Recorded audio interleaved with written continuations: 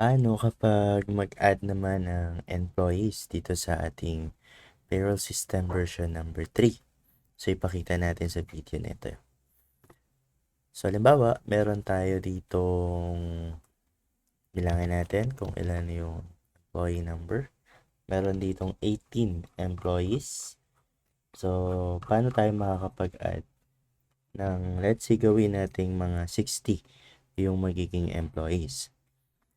So, usually, itong format na ito ay nakakonect siya sa mga ibang formula kagaya ng summary, overview, then maging yung payslip, syempre.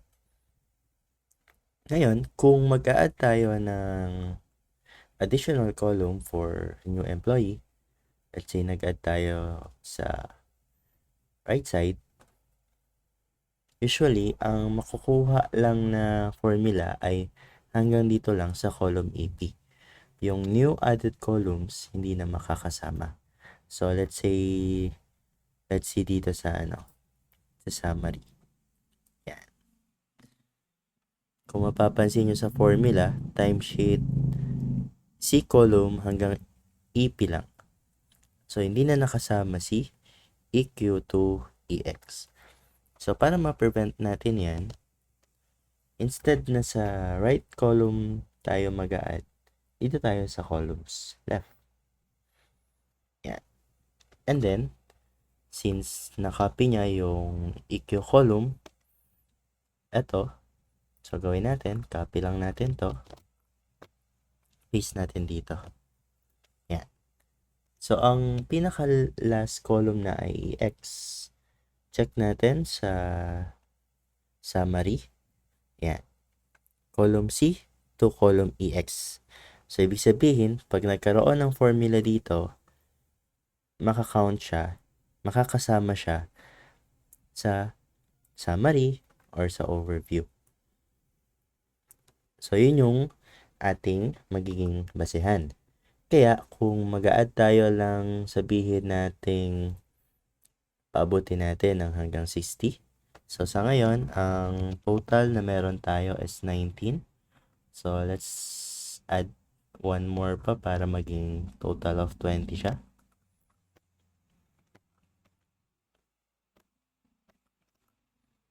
Copy and then paste natin. Ayan. So, 20 na yung total ng columns natin for the employee.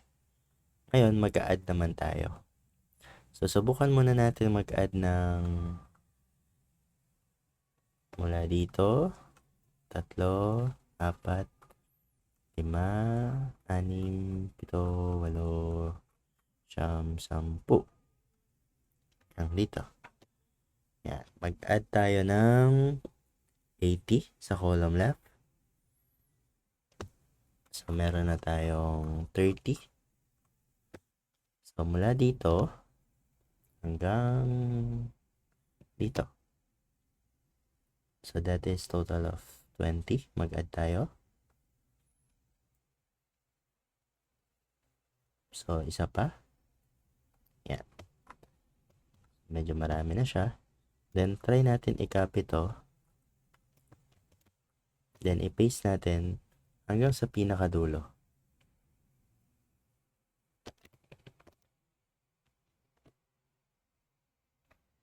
So, makaka-experience tayo ng medyo konting loading lang naman. Ayan. So, total of 70. So, sumobra tayo ng 10. Pero okay lang yan. So, from C column to up to UP column. So, check natin kung connected siya. Try natin dito. Ayan. C column to UP column. So, mag-try tayo. For example, gawin na natin tong January. Ayan. For example, mag-try tayo, no? Mag-add tayo sa timesheet sa January 1. Mag-add tayo sa pinakadulo. Lagyan natin ng name.